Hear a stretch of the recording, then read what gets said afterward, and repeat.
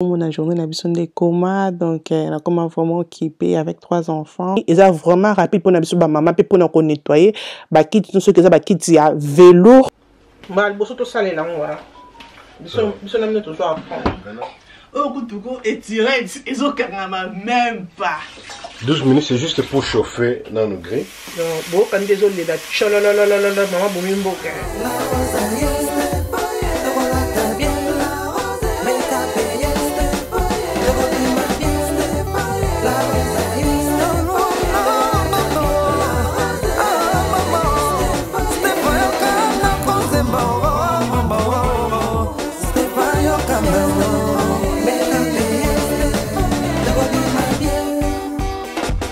Bonjour les belles dames, j'espère que vous allez bien. Gapinaza bien par la grâce de Dieu. On a été passé journée nous ensemble. Banana boti, bon mon journée n'a besoin de coma, donc on a comment vraiment occupé avec 3 enfants. Au sala tout que au mesana, tu es bien qu'ils a facilité, que vous avez des enfants déjà ba kolaki. Aux ongles encore ba bébé qu'ils a facilité quoi. Donc on a la côté salle de bain, nazo brosser, donc on a ça déjà on a bien la chambre, on a la salle de bain, na brosser après, na brosse, on a ka brosse ya le lait pour nous robin seulement que le lait est à la fraîche, ça a vraiment bien faut que ça les lango sous na mutu oyo, na Congo senge yango okozala vraiment dessus après on kozwa mafwash tanga.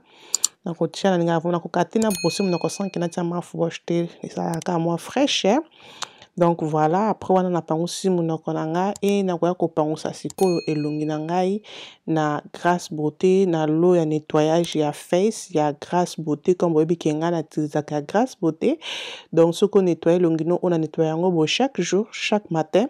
Ce qu'on nettoie yango boye au venti nango pendant 5 minutes après qu'on ta salle de bain, mais on a ça la nettoyer comme ça après on kenango sala après on a silisi na après on côté la salle de bain na côté donc voilà ezo edo ke elongo la batache na elongi comme vous na salle on a matoi na kingo comme moni wana et elongi nga ebimi fraîche comme moni wana to kesko salon na salon na côté et donc on a sala na fongo la rideau na côté sa lumière comme moni ki ndako za mon lili to côté ba angelo donc on a ba déjà ba kindaki classe donc ici à la laki de l'eau on a ça là donc il ça là comme ça on a profité à siko pour na ko sala moi exercice pour webika que ça fait déjà 10 semaines que na utiko bota 10 semaines avec quelques jours comme ça 3-4 jours pour na ko kitsanzo to longa na sala que ça body project et ça vraiment bien body project o ezaka beso ça que okoki ko kende gym te yango vous ça la kanga bien na ndako na sala mo exercice pour na ekita biso libumu comme na biki na na poso okonda te mais na posa ka kina nzoto comme mo makasi mo mafuta longwa donc on bomo nzoto na ngali jande ezali non la ksabino comme ça. Eza comme ça comme bozomo na so na côté selibumu eza comme ça so na bimisi libumu nanga ezali comme ça dans libumu na biso ezo kita malembe likolo ya ceinture ko bosa na te que la rose a te ka ceinture ma belle ceinture eza wana po na biso ta ko kita libumu na biso yango yo ertono na hiver parce que na été to bando bwakama ma belle ko koma likunya te na rotia numéro na nga na se wana na bato basumba ceinture ba yebi ceinture okola tango na se okola tango na se ya pile ozoki na shopping na ndeto ta ba manteau comme ça ceinture ko aider yo so posa monto kindaka gym okola ta ceinture na yo ok nango gym so ça sala exercice na ndako okipe ko sala ngo comme nga na zo sala comme ça donc voilà mais ça ceinture te ka kolata na sokolati ba robe soirée OK. Donc voilà, on a lancé la exercice dans la télé, na salle on pour 30-35 minutes ça dépend mais c'est ma belle c'est pas facile non ça on a pour 17 minutes na kati pour nzoto kilo wapi pour non ko kana 35 te mais bike malé mais 35 minutes nous on a aussi ça OK mais non ko ça te na salle pour 17-18 minutes comme ça na ko ka ke sous-sauter. Donc on a lancé exercice comme ça la nga vraiment beso sala ki nzoto sali makasi oki vena ke corps ezongi avant que na bando bongisa ndako na mi bongisa na ndako na nga moko OK. Donc voilà on a si exercice na nga après 17-18 minutes comme ça comme la lobby voilà naza vraiment happy nzoto nanga ezokita bien bozomona te nzoto nanga lemba te nzoto nanga makasi comme na bi que ça fait 10 semaines et quelques 3-4 jours comme ça que na otiko bota après wana nazongi si sentir nanga po yango vraiment comme loko best friend nanga donc c'est sentir nanga na bandis ko bongisa ndako na bi wana na bongisa ndako na otala kekeli saso kala muki awa biloko no sala esili donc faut sala mbango donc na bandis eloko na sala kaliboso na nettoyer d'abord ba kiti comme bobi ki naza na bana et na yo la sabino photo nanga o bobi ki photo o na somba ki yango na Shein donc na ochango bientôt to décorer ndako ngana bino bientôt na vidéo zo ya bientôt donc voilà na la kisi bino na teso boye bango susu na Shein bobo sa na te ki la rose à 15% de discount pour na bino na kombo Stéphanie la rose 15 rose à 15% na yo na ba chanya sozo sala bobo sa na pété que brosse oyo na accès bino ngo na vidéo mais ça première fois que to ça la ngana bino mais nga na sala la kango brosse oyo comment vraiment one of my best friend ya ko nettoyer ba kits nanga comme bozo mona kits nanga za na bloka pembe wana et loko na sala kana ndo sala aspirateur et na pangusi non la sala no komanga na nettoyer ba kits nanga mais oyo za vraiment na sala ngo chaque jour donc bon mona vraiment des obenda ba pembe brosse oyo za na kaka so na prix à 2 livres na Shein mais ma belle trust me ils a vraiment rapide pour na biso ba maman pe pour na ko nettoyer ba kits no so que ça ba kits ya velours comme yanga pour na ko nettoyer tapis na yo donc comme bozo mona salité ndenga bimi donc bozo mona ndeli boso ezalaki na biloko ya pembe na kits na biso mais nde bomoni vraiment que ebenda ni nyoso brosse oyo ma belle pour nanga rien à dire mais eloko na koloba sema na brosse na biso omoni place banzela oyo place kiti suki ma belle ko benda na brosse noté parce que ngai par accident na yeba kité na palola ki et sali lokwa kingi e katanga tisi na ngai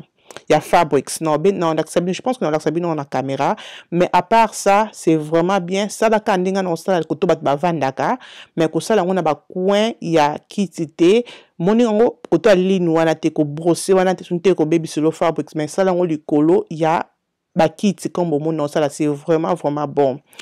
Après que ça la brosse na ngande bozo mona na ko tela no misi pour mon ande ya nettoyage na biso kende vraiment simple nettoyage brosse oyo ma belle pour ba kit ya vélo ba ba ba vélo ba bi ko kit ya vélo et kanga ka tisi mais brosse oyo za na ka 2 livres so za ba kit ya vélo no ba ke sombango so za na ba animal na ndaku na ba tapi ba poil ba animal e kanga maka na ba kit tika ba animal no ba fana na ba kiti no ba ke sombango okozala dessus te to tmo musique mukie et ça la ka bien.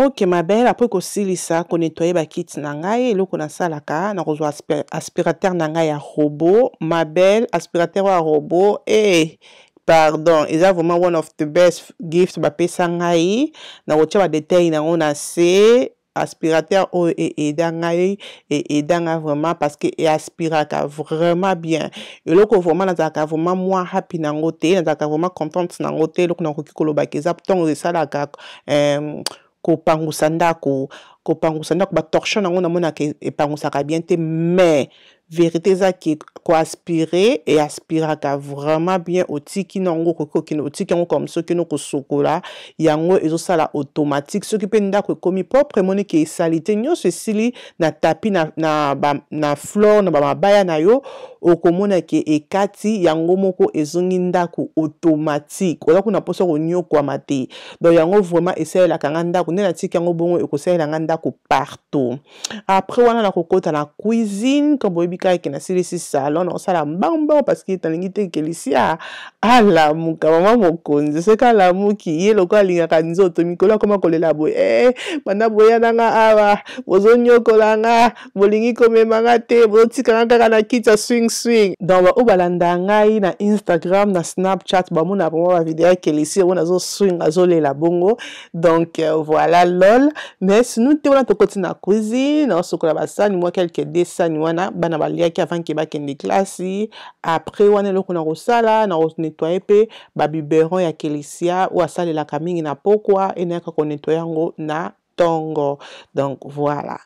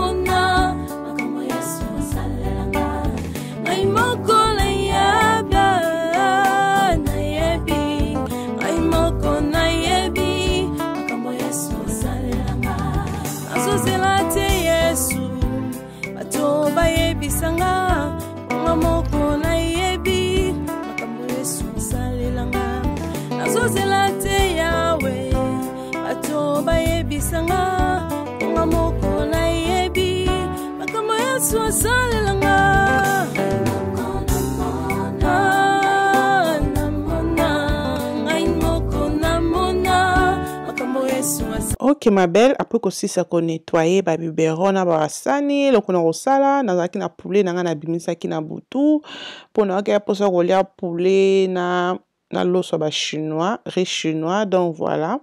Non, il y a qu'on nettoyer ba poulet na nga déjà ba poulet au bakata déjà, le qu'on sala, non long la ba partir ba poso li kaka wana pour mon bimisa poulet vraiment qui to roté sur lambami, donc on nettoyer en très bien avant que na assaisonner on a bino don salango avant na kinoko ta sal de bien pour na sali déjà comme ça ezoko talango be épices et tant que les sort la muka et comme que le coquet to bonga maka ok pour ezala biso facile donc c'est ça qui nazo sala na chango baline et tout donc to chango be épices hein pour to la mona riz chinois.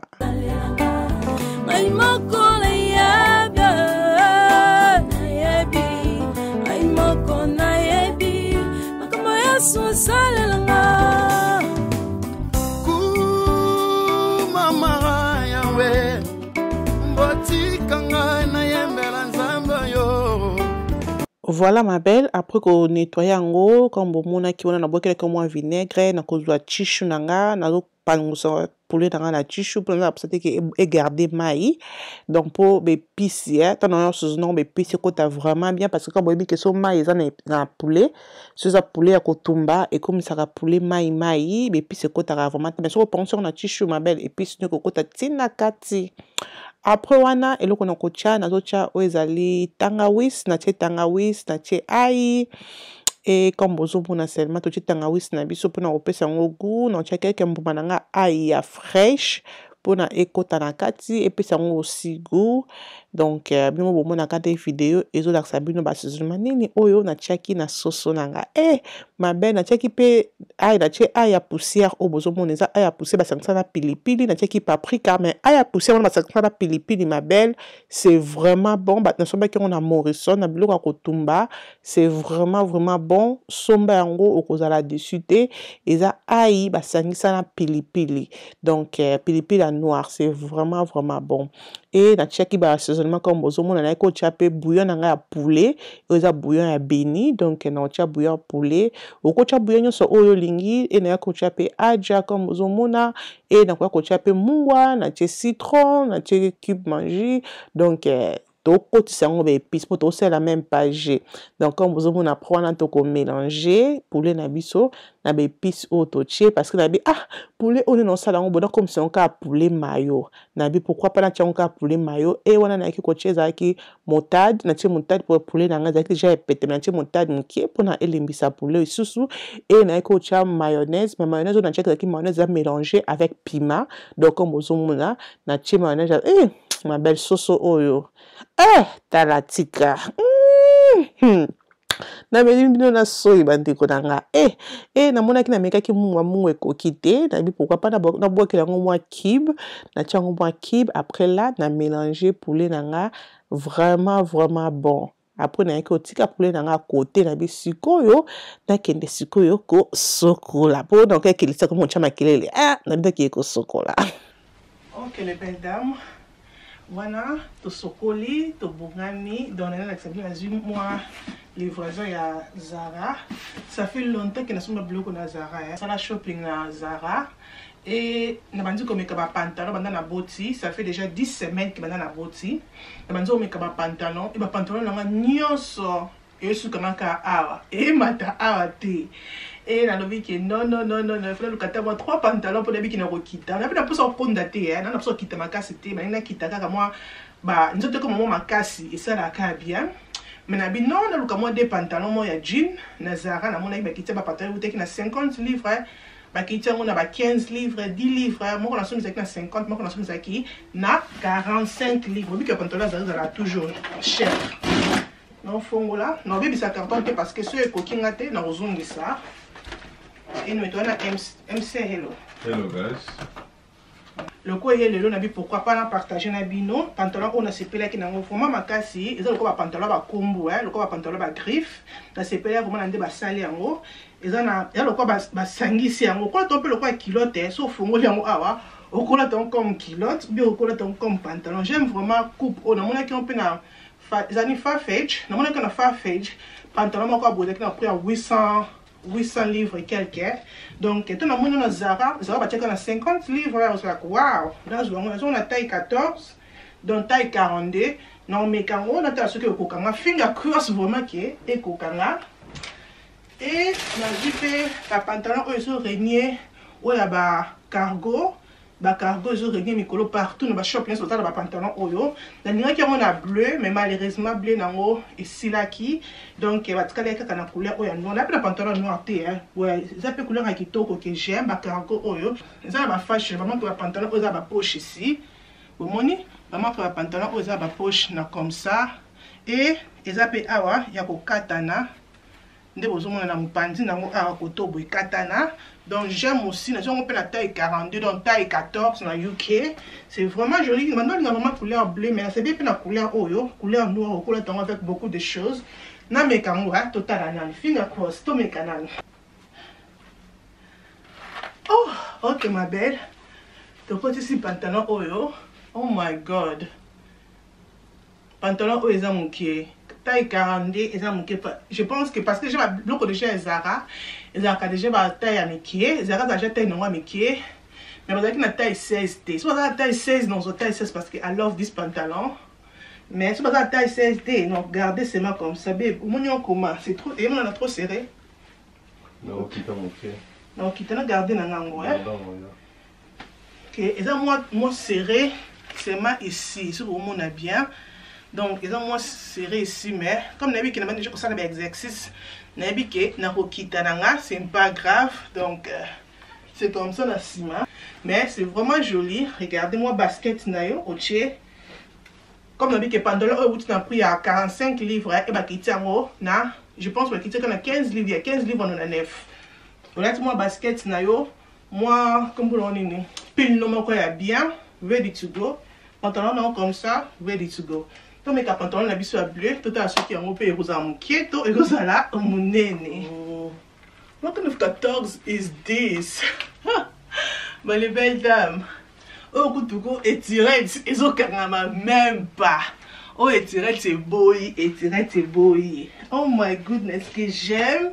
Parce que nous avons comment vous été, modèle d'amour que j'aime. Et non, ben, maintenant, on a Zara Bilamba, ou chinois, ou bien chinoise. Zara mi deli Zara kaka mi qui alors non ce que non Zara ba bon tu sais commentaire na c'est ya bon moi na bataille Zara comment surtout na ba pantalon yo na ngosu ma ba jeans Zara te parce que Zara toujours dessus. Ok les belles dames n'enga c'est que le lézard mbala liboso qui na salle la friteuse na biso oyo ya chef Fred au ba pesa biso comme cadeau. Donc aime ça zo aider parce que on a dit que ça first time na salle lango. D'avis que MC Yaka na libaya on a c'est parce que le quoi prise ça kuna na libaya on a c'est plein d'unité qui est bébé c'est la réchaud quoi. Donc c'est ça que to libaya donc c'est comme ça quand vous avez la carte nango et ils ont un nzungu oyo nzungu faut toujours garder en la carte pour quand vous avez que oh ça pour utiliser on sans mafuta on a pas mafuta té. Donc on va ça on ça va nzungu on a ce que y a matou le mafuta là. Il y a nzungu y a matou le mafuta et c'est facile aussi pour nettoyer. Je vais chercher ça de ma kemba. Ça vient avec ça là. On de l'eau pour ça qui est pour que ça fait quoi ça tomba ça fait donc on a pour ça oyo. Ce que ça qui on ça la chips, tout ça là oyo ça comme ça mon bimba tout ça là oyo. J'ai branché ça. Maintenant on doit commencer. Nous on part pour le bif. So, ça te met la température. 12 minutes, c'est juste pour chauffer dans le grill. Mais il faut au char. Ben, il faut chauffer ça quand on chauffe à four avant que vous char du loco. Pour chauffer d'abord. Donc voilà. Bon, on a nettoyé. C'est quoi, plateau, il y a mini. Pour nettoyer en haut. Et on pose ça ici. Bon, voilà.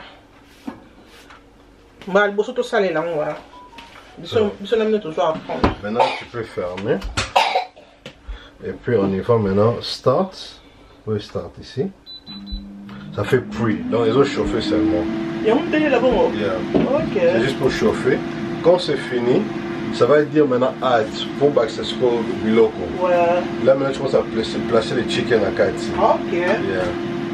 Balakisi awa bisika ni ya kosimba ngo na bisika ya kosimba te kan ezokoma moto. Donc tant que na bana il faut vraiment la careful bisika oyo ko simba na bisika oyo ko simba te. OK, ndé bozomona c'est vraiment important. Au moment que après 12 minutes et commis siko a déjà quoi ajouter. Donc ajouter là dessus pour ajouter siko poulet. Non non, on fait aussi maintenant maboko te, on simba comme ça. On a babi que ça chaud. Là, c'est vraiment chaud. Nakati nango, c'est vraiment chaud, ma belle. Comme ça, la route jeté. C'est vraiment chaud. N'est pas la ligne avant la chaîne bloc, on a la moto. N'est vraiment eza vraiment moto. Donc là, on a ce qu'on va poulet. Yeah, don't come here, please. It's so hot, this thing. Donc, bon, quand désolé, là, maman, bon, donc, je pense que comme c'est coquet, c'est pas très sauté. Voilà, bon, comme la tête poulet, on pousse la caméra. Donc, voilà, poulet, on a tiango comme ça. Comme bon, on a tiango sauté parce que c'est pas ça qui est. Tant que ça open, bon, mon aki est commis open parce que, comment, qui finit qu'on a osé à kofungwama. Ce qui est au canne, on a peu qui finit qu'on a osé et kolobake et kangami. Ah, parce que j'ai un petit peu sur la nzungu, ça a déjà l'os aussi, comme déjà la nzala. Donc, on a déjà l'os sur la awa. Yeah. L'os sur la l'autre un lait de cocotier, donc il y a un coconut milk, et on est dans salé là. Pour épaisser un goût, hein, épaisser un goût, donc voilà. Son nom mekate, l'eau son allée de cocotier, meka, otika, okangama, bana ba osepela nango makasi.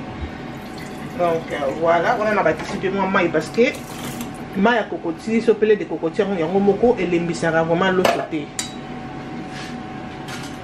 Donc après on a balu ça.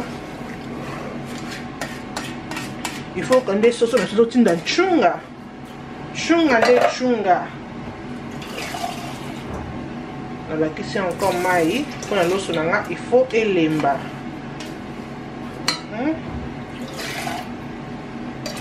Comme ça c'est bon. Ouais, comme ça c'est bon.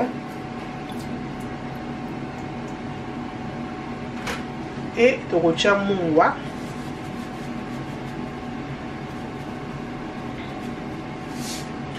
Et na rotia huile pe ya cocotier, donc coconut oil, yango pende na rotia. On a esa vraiment goût ya cocotier makasi ya. Et ça coconut oil o balambela kama belle. Donc comme vous mona wana. Vas-y comme ça, c'est bon. Et là on a rosala na okende sikoyo komatisa na moto. So na coconut huile à cocotier et là on va battre cocotier huile normale et ça n'a problème té. Donc on a fongola nzungu nanga après 7 minutes, 37 minutes donc on fongola pour attendre chicken nanga ezobela. Donc ezobela vraiment kitoko, vraiment té rien à dire. Rien à dire. Rien à dire. Oh, ça vraiment vie facile. Surtout si vous travaillez à Kabama, vous avez tenté. Peut-être que vous avez pour ça payer la combat. Four na ernia c'était pour nous nettoyer. Ça la vraiment musala pour nettoyer four. Surtout là bas four to yebi. Somba oyo, c'est vraiment facile à nettoyer. C'est vraiment facile à l'ambela. Vraiment facile. Comme le lobby. Quand ça yebi, yebi ndinga ko ça la gâteau thé. Mais si vous avez des pâte, vous avez le gâteau, vous avez gâteau. Donc, tout ça, la gâteau, tout ça, la bloc est belé vraiment na friteuse hair na biso. Après, on a poulet na ngai, quand vous avez commis done. Donc, ça veut dire que poulet na biso est belé. Donc, on a fongoli poulet na ngai. On was like, hey, Yesu. Poulet na gazaki. Na manière ko banga ko sale la friteuse ou vérité, na manière ko kasaki et ko bimisela nga musuni ya ko kauka. tu vois, parce que maintenant ah son atsaleli o musuni bando ezanga trop sec, ben ma belle musuni ezalaki juicy, donc ezalaki vraiment au sentir vraiment musuni ezo denda, au sentir que musuni eza vraiment ngebu nazaki vraiment choqué, donc eza chaleur te ki ya kokausa biloko, mais eza chaleur ke ezo sala moto na mopepe, donc ezo tika biloko no toujours na juicy comme ozomona wana. Après nasenga merci na compagnie na biso oyo ya water pen o water pencil ya water pen ke batindelaki bana na ngai maths o bozomona, donc eza vraiment bien moko bana balongo na tablette et baye kovanda mpona kosala mwa bakalki mo bidessin na desina na bango collègue ABCD maths oyo eza vraiment bien na kotia pe balien nango na se ya video mpona kosombela bana, eza vraiment bien, eza water pen, donc otie mai na pen et ezo dessiner ozosala bakalcule okoko dessiner nyonso oyo bana balingi, ezali vraiment très bien. Napesi merci beaucoup na compagnie na biso oyo ya water pen oyo epesaki ngai maths oyo mpona les enfants bajouer bazala kaka na batablette te all the time. Ok, après natiki bana bajouer nakenda nga siko na cuisine, nalobi ke na cuisine na bandela encore déjà na boyebi ke loso nanga ntiaka na nzungu ya loso e wana naye kokalinga crevette tameli soyi boye la rose lokola balolaki chicken na ngai naye kotala encore chicken etikalaki mabele botala nde soso na biso ezobela, soso na biso ezobela vraiment likambo na moto te. Ah my God, I was so shocked pe chungu bande kobimisa non so nafungoli aka fenêtre me bane babanga baya kosinga nga lipapu ya susu nga mona linga lipapu pardon non pese koto mosusu nga lipapu nde nga penza.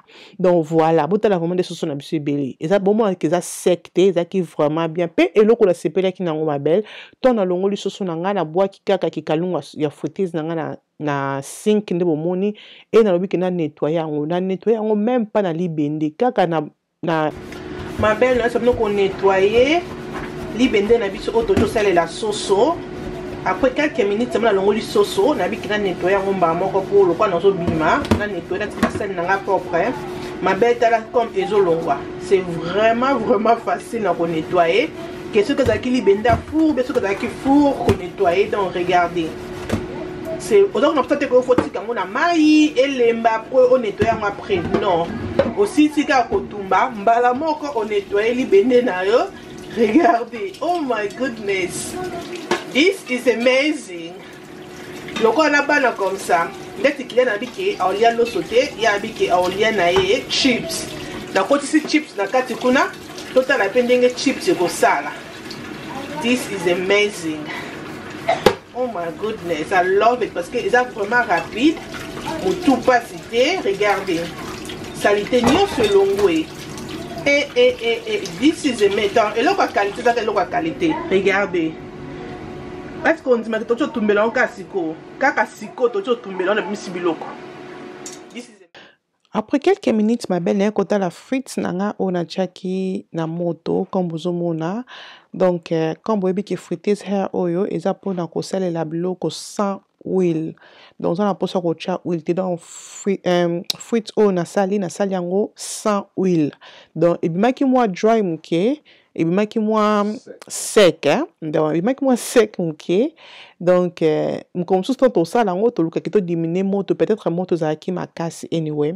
Mais après on a ko cha kikalungu nanga na chango moi huile à coconut comme bomoni na sala ki maki nanga déjà maki nanga na panzaki yango na kikalungu nanga o na tie huile à coconut na tie maki et na tie crevette comme na kalinga ki yango na l'accepte na kalinga crevette na kaka na tie ka bouillon et na tie mix ya végétable nanga comme bozomona wana déjà na tokisa ki yango bien donc na sangisi yango nyonso. Après wana na koya kocha o ezali loso na biso oto sala ki na bino dans loso na lamba ki yango na nzungu loso et lamba mi vraiment kitoko comme bomona et lamba mi moko comme vraiment comme na lingaki. Après wana na tie nzungu nanga na pardon na tie loso na ngai na mix bloko na sali après na mixer yango zala sûr que moto na yo eza na se kocha moto makasi te sunu te biloko no ekozi kocheta moto na de po osala sema ke biloko oyo che et se mélanger na loso na yo. Donc c'est tout. Après voilà, c'était vraiment facile.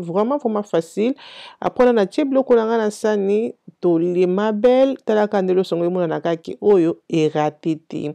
Voilà, merci beaucoup. J'espère que vlog oyo vous sepeli nango journée oyo tosalinga na bino ensemble. J'espère que vous sepeli ko bosana te ko aimer ko zala abonner ko partager vidéo et ko sala ngai bien makasi. Donc ngai na liaki comme ça, na liaki avec sauce nyos o linkolia bloko no parce que sola mi bloko comme ça il faut toujours que na sauce à côté. OK ma belle. Nzambe azala na biso antukutani mukolo mususu tina te ekominatina. Bye.